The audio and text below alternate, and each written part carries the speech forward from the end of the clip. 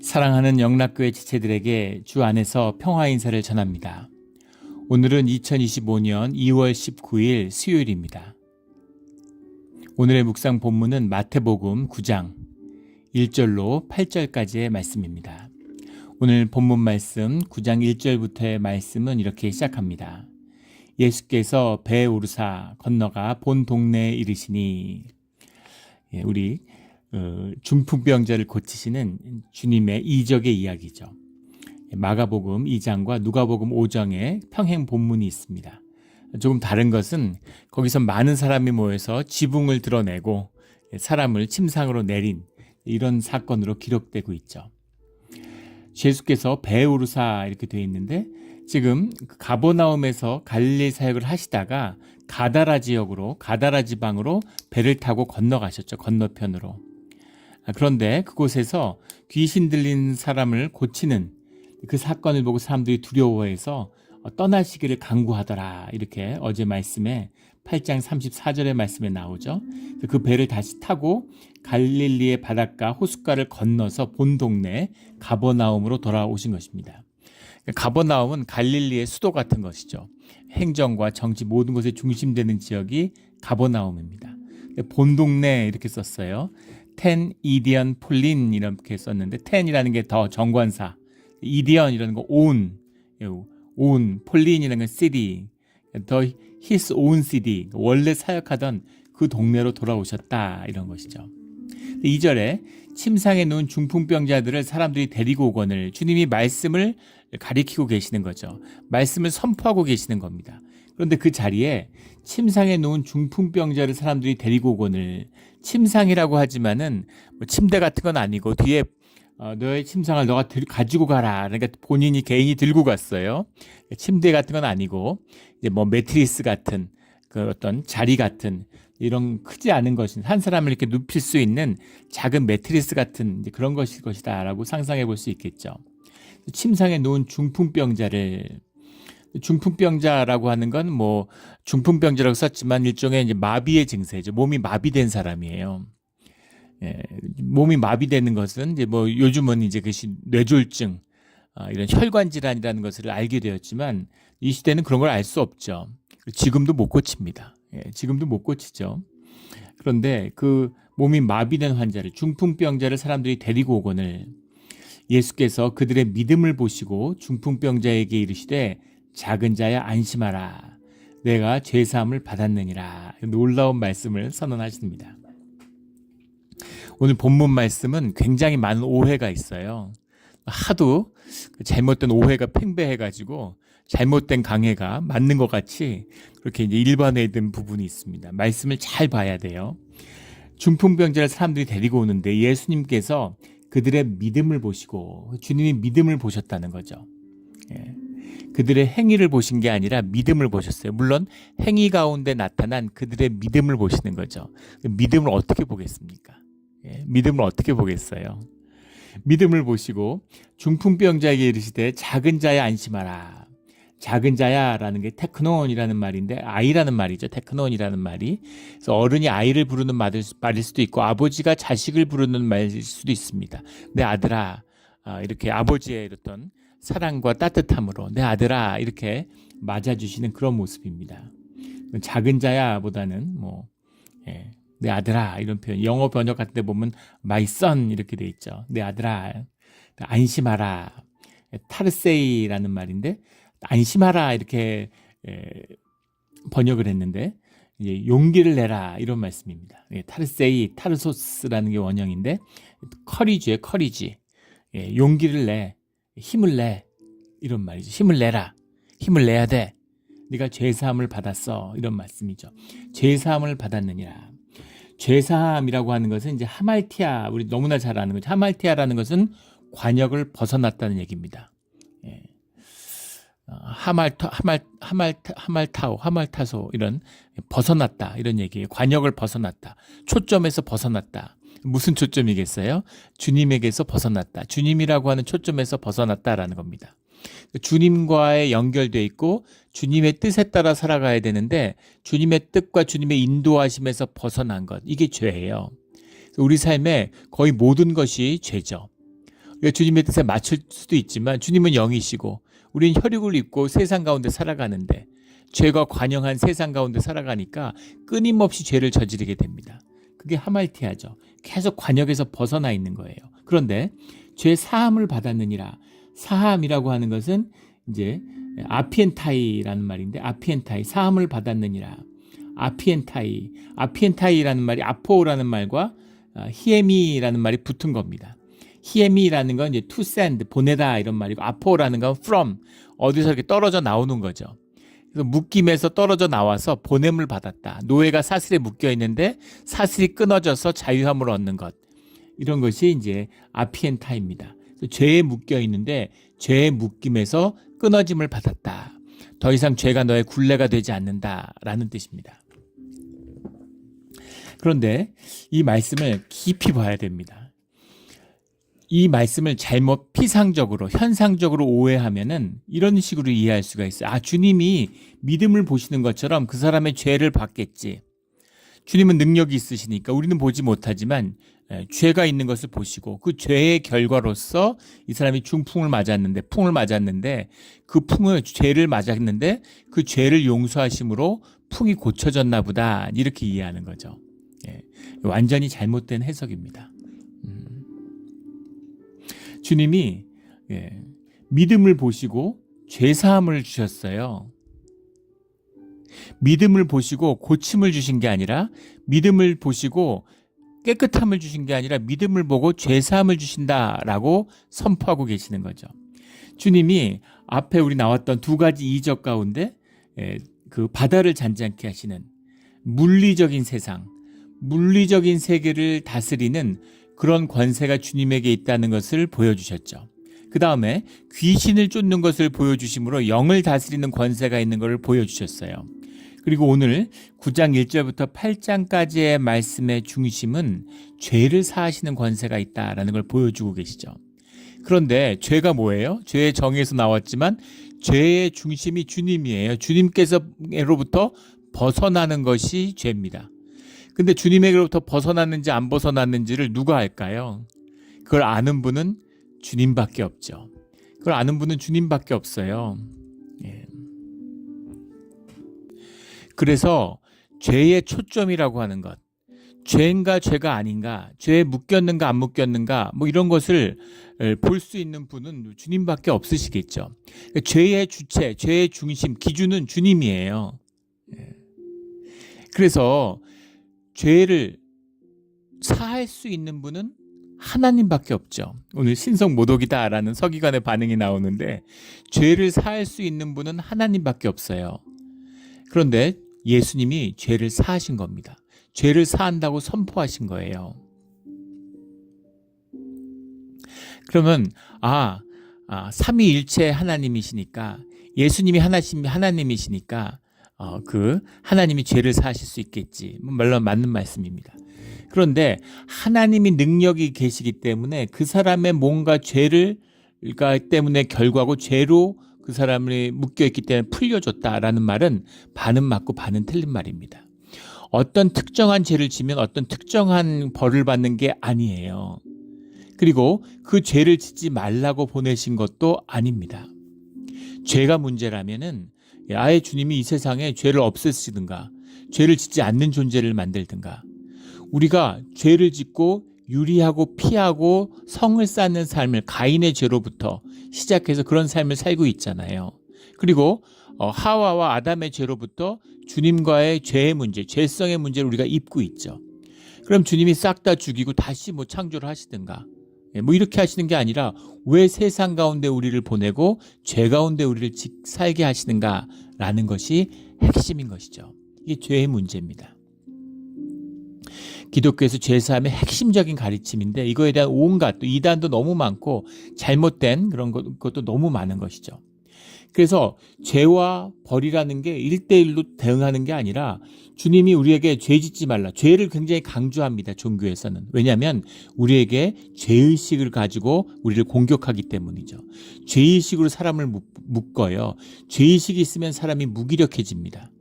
그래서 자꾸 죄의식을 강조하기 위해서 죄의 문제를 건드리는 거죠. 그런데 하나님에게서 중요한 것은 우리의 죄의 문제가 아니에요. 주님은 우리의 죄를 사해 주기 위해서 오셨습니다. 오늘 보시면 사람들은 주님에게 왔는데 믿음을 가지고 왔죠. 어떤 믿음입니까? 주님이 그들을 고쳐줄 수 있을 거라고 하는 믿음이죠. 왜냐하면 앞에서 사람들 고치는 걸 봤으니까, 또 이야기를 들었으니까 주님은 능력이 있으시겠지라는 믿는 마음이 있었지만, 그 믿음이라고 하는 것은 믿고 싶은 소망이죠. 주님이 능력이 있으시겠지, 꼭 고쳐주셔야지 하는 그런 정말 뭐라도 붙들고 싶은 그런 마음에서 오는 것이지만, 주님이 그것을 믿음으로 보아주셨다는 겁니다. 믿음으로 받아주셨다는 거예요. 내가 믿습니다. 내가 믿나이다. 나의 믿음 없는 것을 도와주소서라는 마가복음 9장 24절의 고백처럼 이게 무슨 믿음이겠어요. 그러나 주님이 그것을 믿음으로 받아주셨다는 겁니다. 그들의 소망과 그들의 절실함을 주님이 믿음으로 받아주셨어요. 그러면 그 믿음을 받아주셨으면 그 믿음에 대해서 믿음의 결과는 주님이 그들의 믿음의 내용이 뭐예요? 아픈 것을 고쳐주신다. 아픈 걸 고칠 수 있는 능력이 예수님께 있다는 거잖아요. 근데 주님은 뜬금없이 죄사함을 말씀하셨다는 거죠. 근데 여기서 잘못된 이해는 이 사람이 뭔가 죄가 있어서 풍을 맞았는데 주님이니까 그 죄를 알아보시겠지. 왜 풍 맞았는지를 아시겠지라는 건데 그게 아니라는 겁니다. 우리는 죄 가운데 살아요. 그리고 주님은 우리에게 죄를 용서하시는 겁니다. 죄를 지었기 때문에 죄를 용서하는 것이 아니라 죄를 용서하는 마음이 주님과 우리 간의 관계에 있어서 주님의 중심이라는 거예요. 내가 자녀들을 사랑하는데 부모가 자녀가 나쁜 짓을 하면 용서하겠죠. 죄를 지으면 용서하겠지만 죄를 짓지 않아도 내가 그 죄에 대해 용서하는 마음을 가지고 있어요. 왜입니까? 자녀이기 때문인 거죠. 애가 갓난아기예요. 물론 우리가 육신을 갖고 태어났다는 것이 깊은 신학적인 의미에서 본다면 이미 죄 가운데 잉태된 것이지만 아이가 행위로서 죄를 지은 게 없잖아요. 그러나 행위의 문제가 아니라는 겁니다. 우린 자꾸 죄 그러면 형법에 나오는 것처럼 뭔가 행위의 죄, 내가 저지른 죄, 이런 죄가 아니에요. 우리는 죄의 존재예요. 우리는 죄성을 가지고 태어났어요. 우리가 혈육으로 산다는 게 죄예요. 그래서 우리는 죄 가운데 살아가는 겁니다. 하지만 주님은 우리의 죄를 문제 삼지 않고 죄인들과 함께 하시고 그 죄를 용서하신다는 거예요. 그 죄를 용서하시는 그 마음으로 우리와 함께 하신다는 겁니다. 자녀가 무슨 죄를 짓지 않아도 이미 용서해요. 용서하는 마음으로 자녀를 맞이하고 있어요. 자녀와 관계를 맺고 있어요. 부모는 그 마음을 말씀하시는 겁니다. 그래서 믿음을 갖고 와서 병을 고쳐달라고 왔는데 주님은 죄사함을 주셨다는 겁니다. 그래서 행위도 아니고 믿음도 아니고 오직 주님의 은혜인 것이죠. 그래서 주님은 우리의 죄를 사해주고 싶은 거예요. 주님은 우리의 죄를 문제 삼지 않으시는 거예요. 주님은 우리가 죄에서 돌이키기를, 주님께 돌이켜서 초점을 찾기를 원하시는 거예요. 귀 있는 자는 들을지어다. 교리의 이야기가 아닙니다.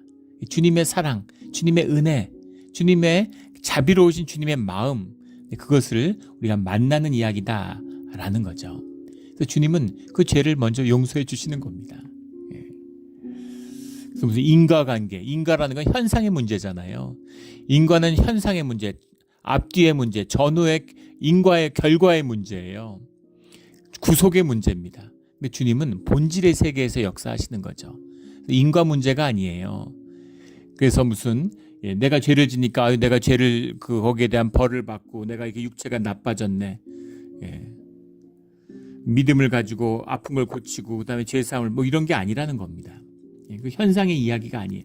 행위의 얘기가 아니라 주님은 우리의 죄사함을 원하시고 그걸 선포해 주신다는 겁니다. 물론 모든 우리의 질병이라고 하는 것은 죄와 관련이 있죠. 우리 혈육을 입은 것, 우리가 에덴 동산에 나와서 나이가 들고 노쇠하고 병들어 가는 것, 이게 모두 죄의 결과죠. 그런 의미에서는 죄와 관련이 있는 겁니다. 근데 내가 이런 죄를 지면 이런 결과가 있고 이런 죄를 지면 이런 결과가 있고 이런 이야기가 아니라는 거죠. 그래서 우리가 세상 가운데 주님은 죄를 문제 삼지 않아요. 종교만 죄를 문제 삼습니다. 사람을 묶어야 되니까 죄에다 죄책감을 명심하십시오. 예전에 수도 없이 얘기했지만 죄책감은 마귀가 쓰는 거예요. 주님은 절대로 죄책감을 쓰지 않습니다. 죄책감으로 다가오는 것. 예전에 어떤 교회에서 부흥회 같은 걸 하는데 그 강사가 그런 말씀을 하는 거예요. 주님께 진 빚을 갚으라는 거죠. 빚 갚으라고. 십자가로 우리의 죄를 용서해 줬으니까 그 죄값을 주님께 치러야 되지 않느냐, 이런 거예요. 세상에 어떤 아버지가 자식이 빚을 져가지고 막 무슨 신체 포기각서를 써가지고 무슨 막 육체를 이렇게 적출하려고 그런다. 안구 무슨 콩팥 이런 것을 막 떼내려고 그래요. 사채업자들이. 영화 같은 데 보면 그런 얘기를 나오잖아요. 실제도 그런 얘기가 있다고 그러죠. 그런데 아버지가 그 돈을 갚아줘서 자식을 구해왔어요. 근데 네가 사채업자한테 해준 빚을 내가 갚았으니까 사채업자에게 갚아야 될 빚을 나한테 갚아라. 이런 부모가 세상에 어디 있습니까? 육신의 부모도 그런 짓은 안 해요. 근데 주님께서 우리에게 그런 짓을 하시겠습니까? 말도 안 되는 소리죠. 종교인들이 하는 소리예요. 주님이 갚아줬으니까 나한테 갚으라는 거죠. 이거 아주 악한 것입니다. 그건 마귀의 역사예요. 주님은 우리의 죄를 용서해 주기를 원하시는 겁니다. 그래서 죄를 은혜로 주님의 자비하심으로 우리가 뭘 해서 뭐가 돼서 조건도 아니고 행위도 아니고 우리의 믿음도 아니고 믿음이 아니에요. 그 무엇도 아니고 주님의 은혜일 뿐입니다. 100% 주님의 은혜예요. 그래서 주님이 죄사함을 주시는 거죠. 그런데 3절에 보면 어떤 서기관들이 속으로 이르되 이 사람이 신성을 모독하도다. 블라스퍼미라는 영어의 신성 모독이 이제 여기서 그리거를 그대로 받은 거죠. 신성을 모독하도다. 원뜻은 주님께 대해서 나쁜 말을 하는 겁니다. 주님을 비난하는 거예요. 그러니까 배교죠. 말 그대로 신성 모독입니다. 근데 이것이 얼마나 나쁜 죄인지는 너무나 유대교 사회입니다. 주님의 이름을 입에 올리지 않아요. 위대한 네 글자 이렇게 야훼란 이름을 입술에도 담지 못하는 그런 주님을 경외함을 기본으로 하는 그런 유대교 사회에서 주님을 욕한다, 주님을 비난한다, 상상이 되겠어요? 그게 블레스퍼메입니다. 신성을 모독하는 것이죠. 그런데 아니 이 사람이 죄사함은 하나님만 할 수 있는 건데, 하나님만 하실 수 있는 건데 이 사람이 죄사함을 선포해? 그러니까 아마 이 서기관이라는 건 뭐예요? 성전에 속한 율법 교사입니다. 요즘으로 치면 무슨 교단 신학교의 신학 교수 같은 거죠. 교리를 가리키는 사람들이에요. 그러니까 큰 충격을 받았겠죠. 있을 수 없는 이야기.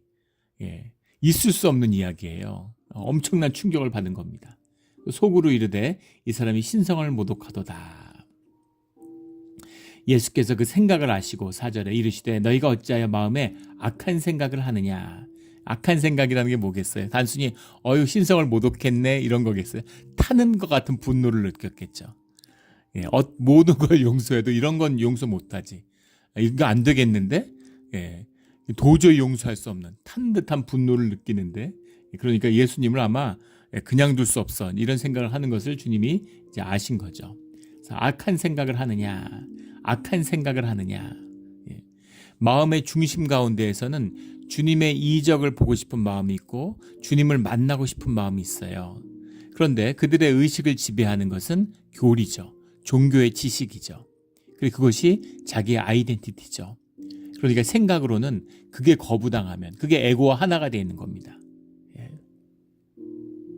내가 서기관이 내가 아니잖아요. 근데 서기관과 내가 하나예요. 그걸 에고라고 그러죠. 좁쌀 같은 에고를 건드리면 사람들이 분노합니다.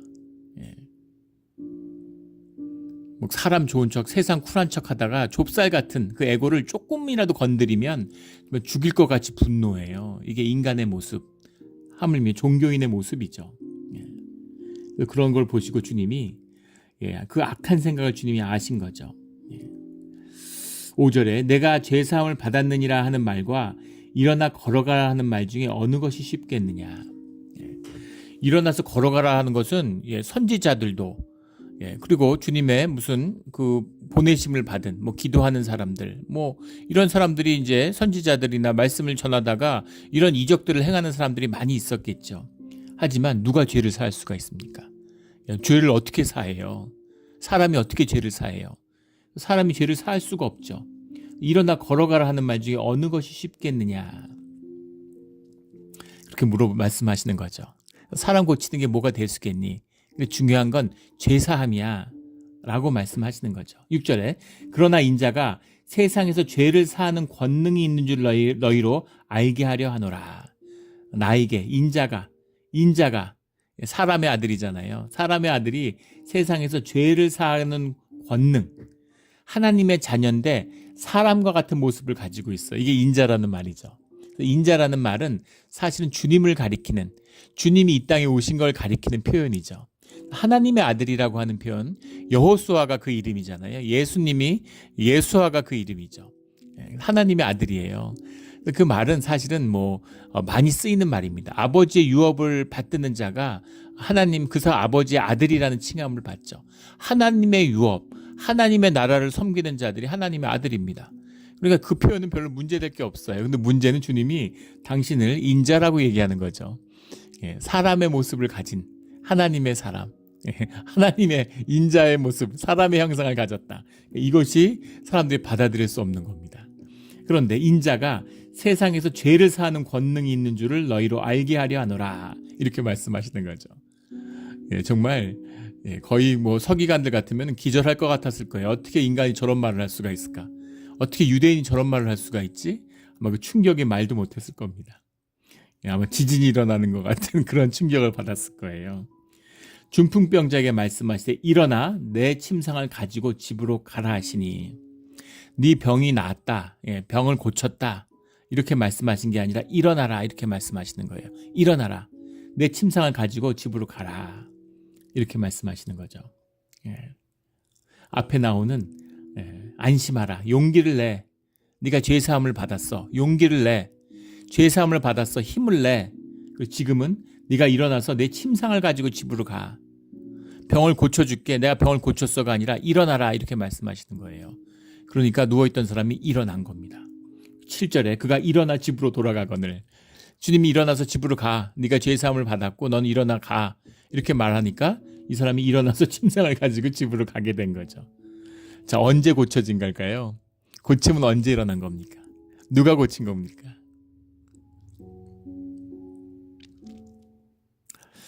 이 말씀이 굉장히 어렵고 도전이 되는 건 이제 마지막 8절 말씀이지. 결론의 말씀이에요. 무리가 보고 두려워해요. 주님의 영광을 본 것이죠. 지극한 가치를 봤는데 이런 권능을 사람에게 주신 하나님께 영광을 돌리니라. 놀라운 일, 놀라운 가치인데 이 사람들이 받아들인 말씀의 뜻, 주님 안에서 깨닫게 된 말씀의 뜻이 뭐냐는 거죠.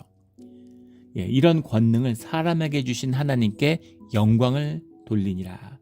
사람에게 이런 권능을 주셨다는 걸 깨달아 알게 된 겁니다.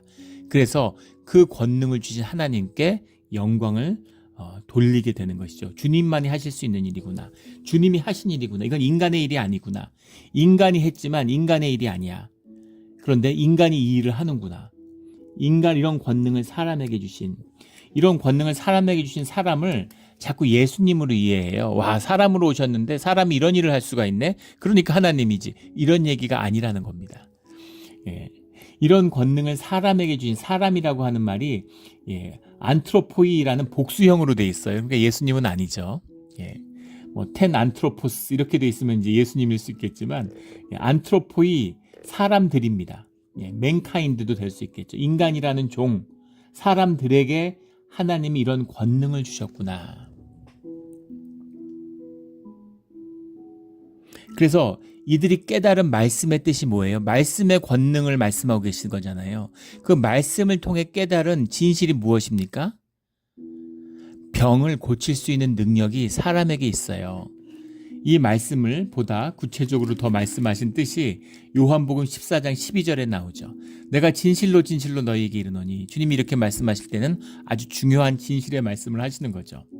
나를 믿는 자는 내가 하는 일을 그도 할 것이요 또한 그보다 큰 일도 하리니 이는 내가 아버지께로 감이라. 나를 믿는 자는 내가 하는 일을 그도 할 것이요 또 그보다 더 큰 일도 할 수 있다.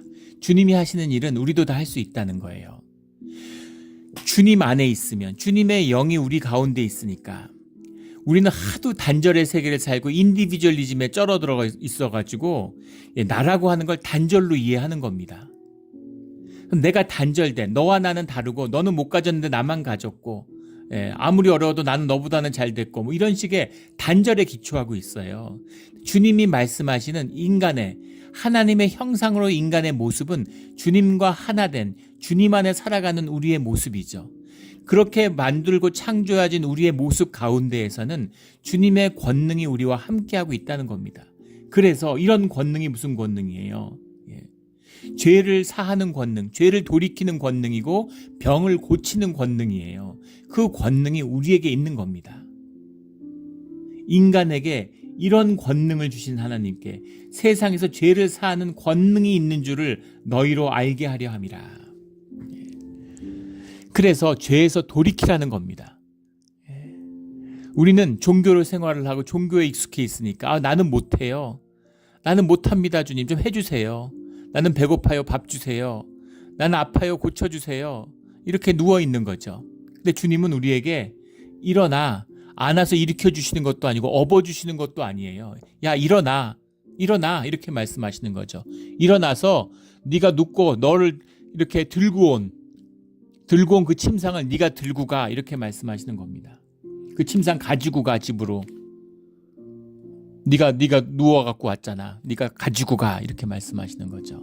그래서 그걸 들고 가요. 거기에 눕혀서 사람 넷이 들고 왔겠죠. 사람들이 이렇게 뭐 8이 들었을 수 6이 들었을 수도 있겠지만 사람들이 이렇게 들고서 온 거를 그것을 본인이 들고 가는 겁니다. 이것이 사람의 아들, 하나님의 형상, 우리 인간에게 주신 하나님의 권능이에요. 이걸 회복하라는 겁니다. 근데 우리 누워서 주님이 왜 날 안 업어주지? 주님이 내 왜 살 길을 안 열어주지? 주님이 왜 내 죄 문제를 해결 안 해주지? 네 죄에서 네가 돌이켜. 주님은 죄를 문제 삼지 않아요. 우리가 자꾸만 죄에다 포커스를 가는 겁니다. 우리가 포커스를 둬야 할 것은 생명이에요. 우리가 포커스를 둬야 되는 건 주님입니다. 우리가 포커스를 둬야 되는 건 주님의 형상이에요. 근데 내 에고의 문제는 정리하지 않으면서, 내 에고는 못 박지 않으면서, 그러면서 내 환경과 조건의 문제를 주님이 고쳐달라고 구해달라고 그렇게 주님께 매달리는 거죠. 그래서 이 포인트가 안 맞아요. 그게 죄입니다. 우리는 죄를 짓고 살아요. 이때까지 죄를 짓고 살고 앞으로도 죄를 짓습니다. 그게 문제되지 않아요. 죄는 선과 악의 문제가 아니에요. 죄는 좋고 나쁜 것의 얘기가 아니에요. 죄는 주님과 우리의 관계의 이야기입니다. 그래서 항상 주님께 돌이키고 또 돌이키는 것이죠. 그래서 우리가 주일날 예배 드릴 때 우리가 속죄의 고백, 참회의 기도를 드려요. 그리고 제사함의 말씀을 선포합니다. 그 말씀 그때 받는 거예요. 그 말씀을 이미 우리가 받았잖아요. 그 말씀을 주님 안에서 언약을 확인하는 거죠. 언약이라는 건 깨지면 아무 의미가 없어요. 언약이 깨지면 아무것도 아닌 겁니다. 다 무너지는 거예요. 언약을 지키고 확인하는 거죠. 그래서 언약을 지켜나가는 거예요. 그 언약 가운데에는 우리의 죄를 주님이 사해 주신다고 하는, 우리가 죄 가운데 돌이켜서 주님께 돌아가겠다고 하는 그 뜻이 말씀 가운데 담겨 있는 거죠. 주님이 받아주시겠다고 했잖아요. 그러니까 돌이키고 또 돌이키는 겁니다. 물론 또 죄를 짓겠죠. 모르고 짓기도 하고 알고 짓기도 합니다. 그러나 문제될 것이 없어요. 주님은 우리의 죄를 사하기를 원하시고 우린 주님께 돌아가기를 원합니다. 죄는 우리 삶의 걸림돌이 되지 않아요. 우리의 죄를 돌이킬 수 있는, 우리의 죄의 문제를 해결할 수 있는, 주님의 돌이킬 수 있는 그 권능을 우리에게 주셨어요. 이것이 주 안에 있는 우리의, 하나님의 형상으로 빚어진 우리의 비밀입니다. 그 말씀을 하시는 거예요. 이런 권능을 사람에게 주신 하나님께 영광을 돌리니라, 이 말씀이죠. 이 말씀을 받을 수가 없는 거예요. 종교는 이 말씀이 도대체 무슨 말씀인지 알 수가 없는 거예요. 그러니까 이것을 사람에게, 복수인데 단수로 쓰는 거죠. 예수님에게, 우리는 못 받아, 우리는 몰라, 이건 주님만 받으시는 거야. 이건 예수님은 100% 하나님이시지만 100% 사람으로 오셨잖아요. 예수님이 굶주려요. 하나님 이 땅에 오셨는데 하나님 뭘 굶주려? 안 먹어도, 그럼 그게 인간이에요? 안 먹어도 되면? 혈육을 입으셨어요. 주님이 막 슬퍼서 눈물을 흘리세요. 주님은 다 알고 천국의 비밀을 다 알고 있는데 왜 울어? 육신을 입고 있고 정서와 감정을 가지고 계세요. 예, 우리와 같은 인간이에요. 100% 인간. 우리와 하나 되고 우리의 인간성을 무엇인지를 주님이 보여주시고 인간의 길로 우리를 인도해 주시죠. 주님과 하나됨, 주님이 우리 안에 계시다고 하는 것이 예수 그리스도를 통해서 우리에게 드러나는 겁니다. 예수 그리스도를 통해서 우리에게 성취된 거예요. 그래서 주님이 하신 일을, 내가 한 일을 너희도 다 할 수 있고 더 큰 일도 할 수 있어. 그렇게 말씀하시는 거죠.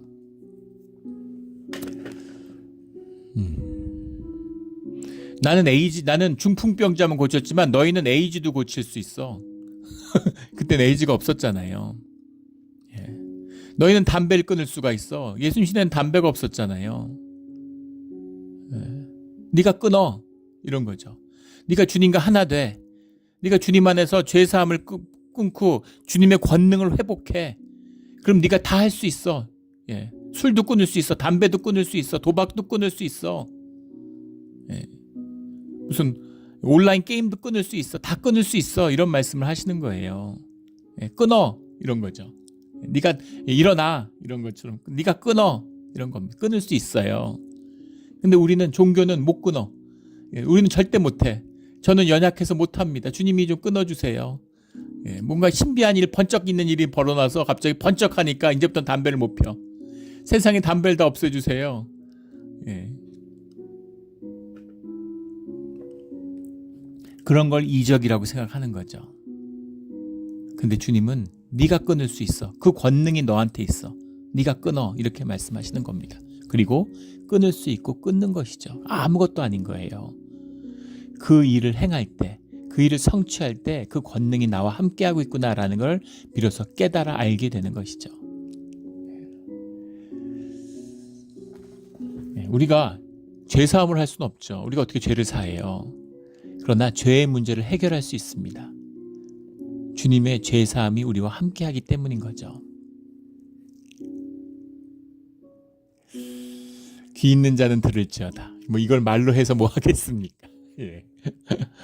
예, 우리 의사들은 그 담배 못 끊는다고 그러죠. 예, 담배를 참고 있는 거지 끊는 게 아니라는 겁니다. 그래서 담배 피면 담배 절대 못 끊는데요. 근데 제가 신앙생활하면서 교회 안에서 담배 끊는 사람분들 여러 분 만났습니다. 예, 끊을 수 있어요. 그런 권능이 우리에게 있습니다. 담배 끊는 게 또 안 피는 사람들은 우스워 보이지만 그때 마약 다큐멘터리를 봤는데 깜짝 놀랐습니다. 그 의존성과 위해성이라는 두 가지 축으로 그 마약을 쭉 분석하는데 제일 안 좋은 마약이 술이더라고요. 담배가 코카인보다 마리화나는 뭐 얘기할 마리화나보다 한 6배, 심지어 코카인보다도 중독성이 더 강해요. 의존성이. 네. 담배가 20세기에 나왔으면 담배 맞는 사람들은 전부 다 구속됐을 거라고 그러죠. 16세기에 나와서 500년 피니까 이제 못 끊는 거예요. 술은 더 말할 것도 없죠. 그런 겁니다. 그뿐이겠어요. 우리 삶의 모든 무기력함, 모든 의존성, 모든 위해성, 이것을 너희가 끊어. 너희가 일어나. 너희의 침상을 들고 일어나. 이렇게 주님이 말씀하시는 거죠. 이런 권능을 사람에게 주신 하나님의 영광을 보는, 만나는, 사는, 누리는 우리 모두가 되기를 예수 그리스도 이름으로 축원합니다. 아멘. 기도드리겠습니다. 하나님 아버지 감사합니다. 주님의 사랑과 은혜에 자비에 감사를 드립니다. 우리가 주님의 도무지 알 수 없는 은혜를 누리며 살았습니다. 왜 나를 이렇게 사랑하실까? 왜 나 같은 사람을 이렇게 사랑하실까? 주님 감사합니다. 주님의 사랑 안에서 우리의 삶에 주님의 형상이 피어나는 그런 길을 열어가기를 우리가 소원합니다. 열어가겠습니다. 함께하여 주시옵소서. 감사하며 예수 그리스도 이름으로 기도드렸습니다. 아멘.